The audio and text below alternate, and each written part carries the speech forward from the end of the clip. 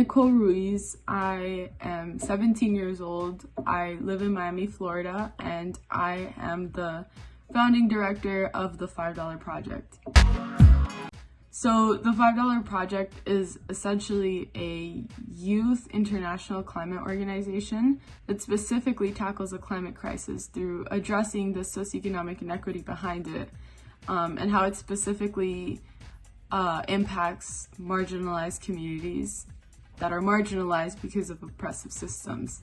So the way we approach climate change as a team and as a community of the $5 Project is that we see that climate change and socioeconomic inequity go hand in hand. So climate change is being created by socioeconomic inequity, by these oppressive systems that come from colonialization and like gender oppression and all of these injustices. The disparity that they create in our society today are what triggers climate change. And we also believe that climate change is a definite aggravant of any sort of disparity that is existing today. It directly affects marginalized communities more than others and has resources less available for adaptation for climate change in these areas. So it's really about approaching climate change in a more holistic way that doesn't just take the easy route and say, okay, it's our fault, climate change is our fault, let's like recycle more, but really acknowledging the roots of the problem and addressing it from the roots, because climate change is a long-term issue. It's not going to wait for us to get our act together, and we know what's happening. It's just very easy to take another route and kind of skip over these really important issues that are interlocked with climate change. So all our projects, we have long-term projects and short-term projects that all address some sort of socioeconomic inequity and the injustice it brings with climate change in different communities. We cannot go forth and claim to help and work around this issue if we do not recognize our positions of power first, because by doing that, we're understanding how our placement in society is helping us do the things that we do, and really understanding what is the bigger purpose of this. This isn't creating something and creating a climate movement and rallying your team members and your community around addressing climate change in a very open-minded and uncomfortable way is not something that anyone should see as, like, I guess, a goal.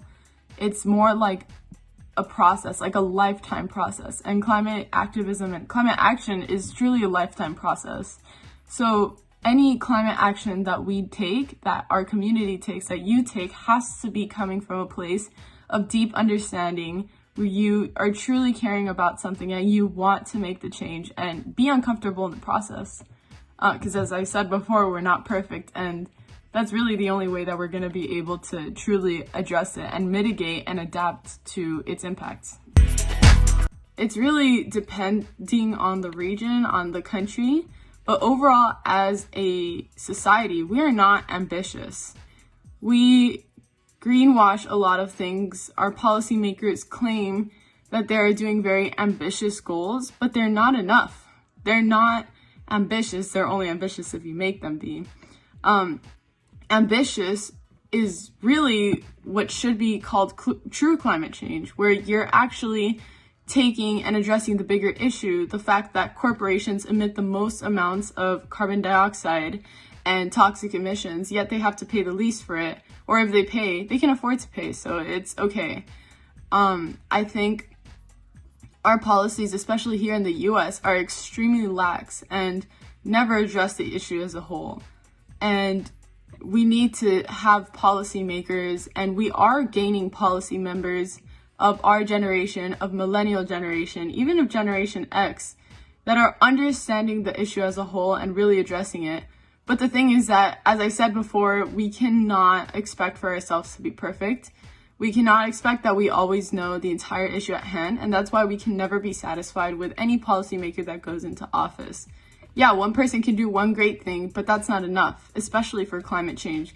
We have to continue pushing our policymakers to make the uncomfortable changes and push the status quo on what it means to act on climate change. Because right now, acting on climate change in the policy world, in the institutional light, is claiming something to be institutional change, but really just pushing or curtailing the deadline of like going emission free or whatever by like 2 or 3 years. Change that I'd like to see is holding corporations more accountable when it comes to climate change and greenwashing and emitting emissions, and also a sort of perspective change on what we deem climate change to be. As I was also saying before, a lot of us grew up and we were taught the idea that climate change is mostly our fault, that when we eat meat, that when we drive cars, we're making this uninhabitable future for everyone. We all have a part to play in it. Eating meat is still a very emission costly action. Cars are still a terrible source of CO2 and extractive resources, but that's not the entire case. I want to see people understanding and taking corporations by the hand and telling them, hey, you cannot pay your way out of this. This is not sustainable for any of us.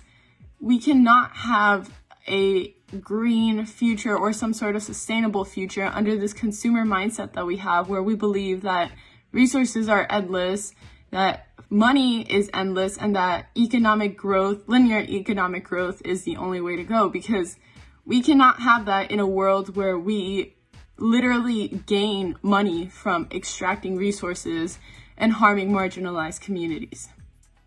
We are not immune to climate change. We cannot pay our way out of this. To an extent, we can, and that's where socioeconomic inequity comes in. But after a while, science can't help you. We're all vulnerable to it. So it's really important that we all start taking this message now before it's too late, and not sound like alarmists. Alarmists never get anywhere. It's actually about just communicating the message thoroughly and telling people like, hey, you should care about climate change and here's why, and understanding it from a perspective that impacts them, because that's really how we get this change going. So I think, I guess once again to restate it, we need to change how we approach climate change and what we deem to be the aggravants of climate change, and also holding the true aggravants of climate change, the ones who aggravate it the most and are impacted the least, and make change that curtails that sort of behavior. The most important thing, if you take anything away from this interview or statement, is the idea that you need to start acting soon, because starting today is already too late, but it's somewhere and it's essential.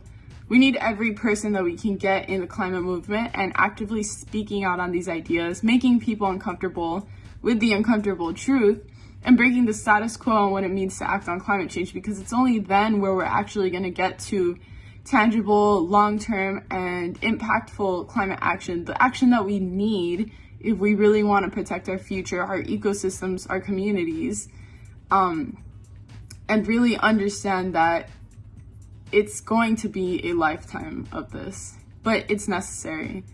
And we need to do it now, because there's no other time to do it. The future is not an option, and the past is gone. So yeah, whatever thing that you do, go to the $5 Project, visit our resources, see how you can get involved, see how you can become a leader, a voice in your community. There are different programs of the $5 Project. Join different organizations in your area that you're interested with, that go towards your beliefs with climate change, and introduce these conversations, these uncomfortable conversations, in your family. We all have a part to play in this, so make sure that your part is one of positive change. Thank you.